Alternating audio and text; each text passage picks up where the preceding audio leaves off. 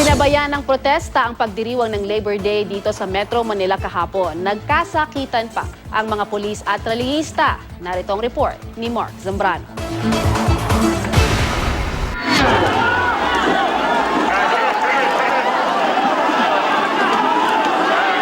Sa Calao Avenue pa lang, hinarangan na ng mahigit 200 riot police ang mga militanteng nagmula pa ng Mindiola.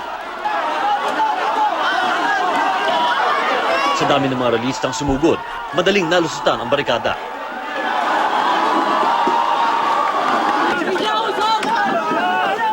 Nang makaabot ilang metro lamang mula sa US Embassy, sumiklab na ang karahasan.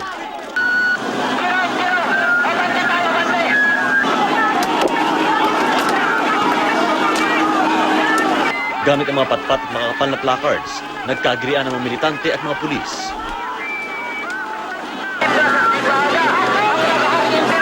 Ang babaeng ito, nahampas pa sa mukha sa kasagsagan ng tulakan. Kitang-kita rin ang mga suntok at sipa na binigay ng mga ralista sa mga nakaharang na pulis. Napilitan ng bombahin ng fire truck ang mga nagpupumiglas na ralista.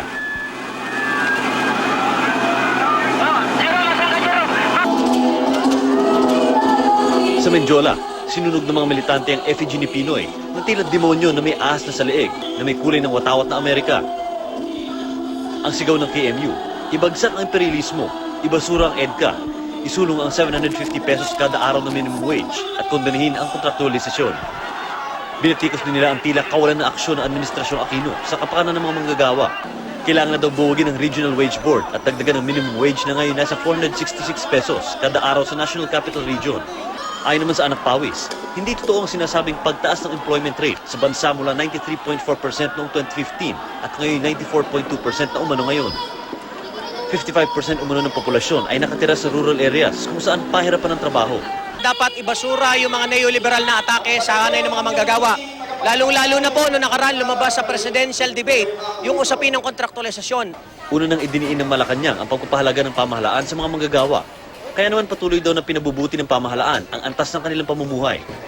Sa ilalim umano ng Aquino administration, tumaas ang daily net take-home pay at tax-free benefits sa mga manggagawa. At mahigit 6 na milyong Pinoy ang nagkatrabaho sa nakalipas na 5 taon. Mark Zambrano, GMA News.